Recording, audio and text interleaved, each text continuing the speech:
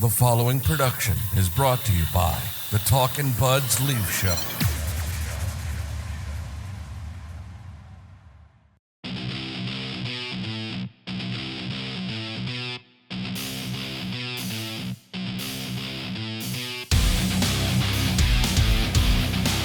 Here we go, Talkin Buds Leafs Show playoff post-game edition.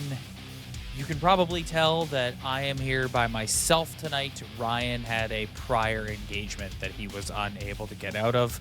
I think when the National Hockey League announced the schedule for this series earlier in the week, we were all a bit thrown off that the Leafs would be playing on Friday and Sunday as opposed to Saturday. So as a result, Ryan cannot join us this evening, so I will be handling the podcast duties solo. I promise I'll be keeping it short and sweet, as I'd imagine listening to me yammer on for too long is not interesting for anybody. So a few thoughts on this game. This is a tough one, man. This one hurts. A hard-fought battle. This series as a whole has not been for the faint of heart. Every single period, I feel like I need to, catch my breath almost. It's amazing. This is just a hard-fought war between two really good teams. But the Leafs, they had a ton of opportunities in overtime tonight, and they just couldn't bury. And then Brad Marchand, fucking Brad Marchand of all people, banks it in off Morgan Riley. Tough night for Mo. Two of them go in off him tonight, and then he gets the one where he deflects it in off Bobrovsky and whoever the Panther defender was at the time. I can't remember. Just a tough one, man. A lot of ebbs and flows to this game. I thought the Leafs came out and they started like an absolute house on fire, jumped out to a 2-goal lead, and you're sitting there going, holy shit, they're going to do this. They're taking it to the Panthers again right off the bat. And then as soon as that goal, Barkov got that goal that went in off Mo, that sort of gave the Panthers their mojo back, and you kind of saw the version of the Florida Panthers that we'd been waiting to see, that we didn't see in the first two games, where they really established their forecheck, and I think that got the Leafs back on their heels a little bit, and as a result, they started. Ryan and I always talk about default settings on the show.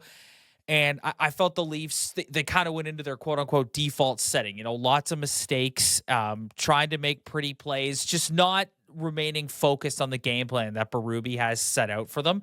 And they really were on their heels from about halfway through the first period till about halfway through the third period. And then they started to get their mojo back a little bit and get back to the game plan. And that was when Mo tied it up. And then you go into overtime. And like I said, just Nyes had a chance on a breakaway. Willie had a chance on a breakaway, and they just couldn't bury. And as soon as Nyes missed the second breakaway, I looked at my wife who was watching the game with me and was like, man, I don't like this. They're not capitalizing on their chances. And sure enough, fucking Brad Marchand, man, just the Leaf killer in a Bruins jersey, in a Panthers jersey. He just a fluky ass goal too. Like just so frustrating. A few observations I want to hit you guys with tonight, good and bad. First and foremost, Chris Tanev. Like, oh my God, did anybody else's heart sink when he left there? Like the guy's just been taking punishment all series long. He takes a hit to make a play on the first Tavares goal. This guy he is so important to the whole team in terms of how he stabilizes everything, his leadership role. Like I said, the guy just takes abuse. And they talked about it in the intermission. Rick Bowness was talking about it. His straight lines to the puck, unbelievable. Like just so valuable. Was so relieved to see that it wasn't out for the rest of the game and he ended up coming back. The fourth line again, or I guess rather the third line of Lott and Lorentz and Yarncroc, another great night for them in on the forecheck, cycling, just like excellent found gold. I want to talk a little bit about Auston Matthews. I saw a lot of people talking about him online tonight, and we've talked a lot about the 200-foot game, and the 200-foot game's been really good. Like, there's no two ways about it. He's playing an excellent shutdown defensive game, but in the O-zone, it's whatever this injury has that he's been dealing with for the bulk of the season, it's really impacting his touch around the net. There was a moment on the power play tonight where he and Marner were sort of trading the puck back and forth, and he just doesn't have the zip on his shot. I don't know if it's a wrist thing. I'm sure we'll find out at the end of the season, but it's really concerning, and it's hard to envision them going on a run, whether it's winning this series into the next series or potentially going to the final, what have you, without him scoring and being a legitimate scoring threat. And he's just not right now. So, like I said, the 200-foot game has been really, really great, and no one's denying that. It's excellent, but man, I don't know. They need to switch it up a little bit. The shot's gone, so maybe, I don't know, get to the front of the net, use your body. I know Nyes plays that role, but more redirects, more tips, more that type thing, because they've got to do something to get him back to being a scoring threat for this team, because he's just not right now. That's just a fact. Of the core four tonight, I thought Mitch Marner was the best of the four of them. He was the one that I thought made the most impact. Willie sort of came on at the end of the game and had his looks in overtime. Didn't have a great night, in my opinion. Lots of praise for Willie heading into this game after the way he played in games 1 and 2, but not Nylander's best night. And Johnny, you know what? I said Marner, but Johnny, 2 goals, also pretty good night. It's interesting, man. If you're the Leafs, you're coming away from this game, even though it's it's a gut wrencher. It sucks that you lost an OT, but you got to feel good.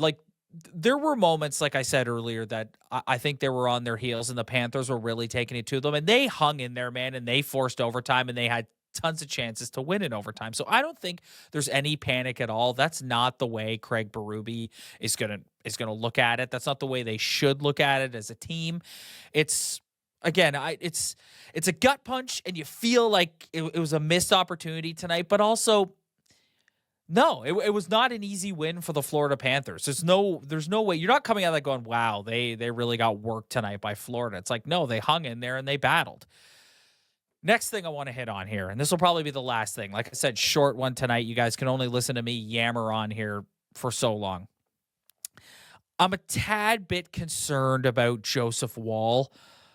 That 4th goal was awful. And in fairness, he locked it down after that, and the OT goal, like we've mentioned a couple times here, fluky as hell. It's just, he doesn't look comfortable.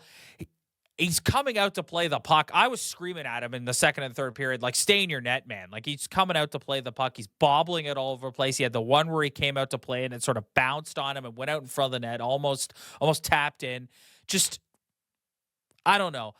I know you can all get in the comments and get on me. I was the one that was saying they should look at Joe Woll if Stolarz was running out of gas back in the Ottawa series. I don't know now, man. He just has moments where he doesn't look comfortable, and he looks like he's fighting it a little bit, and they need the goaltending that they were getting all season long in order to have success. It's just, that is a must. That is necessary for this team as they continue on in the series here. So I think I've taken up enough of everybody's time tonight. If you stuck with me all the way to the end of this video, thank you so much. This is my first time ever doing this solo.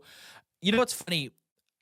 Ryan and I are coming up on 300 episodes, and I don't really get nervous for them anymore, but I was kind of nervous for this tonight. I was like, it's just me. I'm going to talk into a camera. Is it going to be any good? I don't know. You guys be the judge. You can tell me if I stunk. It's fine. I'm not really worried about it. I wanted to put some content out. I didn't want to miss a game. It's the playoffs after all. And we put so much time and effort into this. And so again, thank you so much if you stuck with me all the way to the end here.